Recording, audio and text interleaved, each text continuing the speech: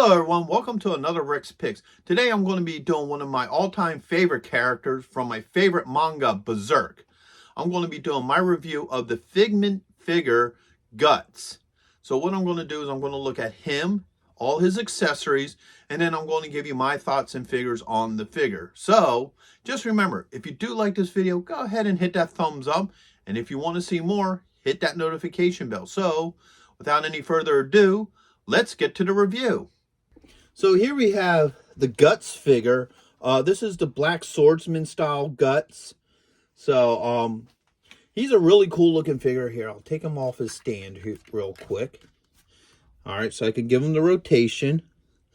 They went really well with the detail. I love the detail that Figma puts with their figures. So, you know, you can see like all his little throwing daggers, the detail in the muscles of his arms, you know, his pouches, even his holster for his sword is actual real chain, which is really nice.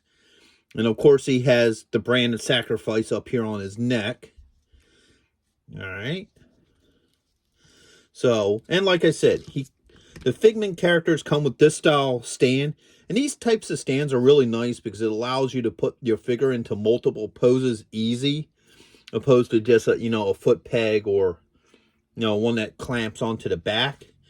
And if you look, there's this hole right here. It just nicely fits in there, just like that. And like I said, you can pose them in whole different ways.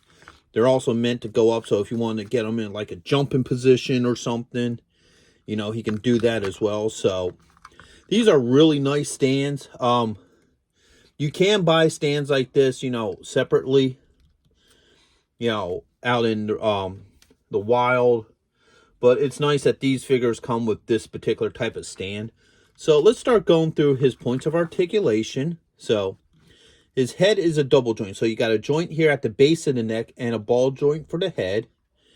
You got a shoulder joint, an elbow joint, a wrist joint, and the wrist is a double joint. All right, the same with this side. It's all the same movements. There is a torso joint. All right. You have a thigh joint, a knee joint, and also an ankle joint. And all these joints move very easily, very well on this figure, which is really nice. All right, let's pop them back on here and get them standing for us. All right, he comes with a couple accessories. Now, one of the cool things about this is that they give you this little rack for all his hand accessories. So, you don't have to worry about losing them. You throw them into a bin and never see them again. You got this nice little rack. So I think that's like a cool little addition to this figure. You have his second head, which is his angry head. All right. You have, of course, the iconic Dragon Slayer sword right here. All right. And then you have his, Black Swordsman's cape. Now, this is the weakest part of this figure. And it's a shame, too, because all this is like just cheap partridge paper with, a plastic piece. I don't even display my figure with this because it's just... Now, I know on the aftermarket, I think they have a better cape for him, which is a real shame that this is really cheap. Because the rest of the figure, they put care into him. Like all the different hands, heads, his sword. Everything else they did really good. And I don't know why they went cheap on the cape. But that's the cape. So let's start looking and see how well these parts come on and off. So let's start with his head. All right. Let's see. That came off really well. Very easily. And it pops in real easy as well. So the head comes off and on really easy, which is a good thing. Now, his sword. All right.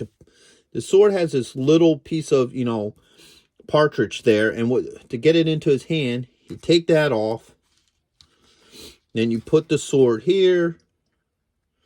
And then now he's holding the iconic Dragon Slayer. All right. And he can actually stand on his own. It's just a little bit harder. So, you know, definitely need to have the stand put in. There we go. And once again, you can just pose them however you want, which is really cool. When you want to put his sword back on his back, you take it off here. Put your pommel back on. Take this off. And the sword has this little hook right here. And when you slide this in here, that hook, get it like that, hooks right on there. So it just sits really nicely on his back. And you can actually, you know, have it sit there. So that's really cool how that just locks in real nice. Now, let's start going through the different types of hands that he has. Now, this hand, now anybody who's a fan of the franchise knows that his hand was, you know, bitten off and was replaced with a cannon hand. So you have this hand, you can take that off. Come here. You know what? We're going to just hook this back up on him here. All right. So you take this off. And now you put the hand on here like this. And now you have the cannon barrel exposed and him ready to, you know, shoot the apostles with his cannon, which, you know, we call them demons in this series. Are called the apostles. So the hands interchange very easily, very well, like that. All right, the same with the normal hands. You can pop this hand out. And yeah, there's no effort you really have to put into them. They just slide on very easy like. So everything just moves well with this figure. It's really well designed. I really like it. The only problem with this figure and this line of figures is the price point. They're not cheap. And they're hard to find here in the United States. You know, I was lucky to get a hold of the Black Swordsman guts. But like if you want to try to get a hold of like Griffith or, you know, Casca, they're really expensive. And especially the hand. You know, the God hand, yeah, those are extremely expensive as well. But if you're a Berserk fan and you really love Berserk, these figures are definitely worth getting. I would highly recommend them to anybody who's a Berserk fan. So, with that being said, I hope you liked this review. If you did, go ahead and check out my anime and manga playlists. And also check out some of my other videos. And just remember, hit that subscribe button if you really dig this stuff. So, until the next one, late. Thank you for watching this video. If you did like this video, do me a favor, you know, hit the like button, subscribe, you know, share it with friends, hit the notification bell so you can see more content, and always leave a comment. I'm always happy to hear from you. And check out my Patreon page where I have things that you won't see, you know, on this normal page.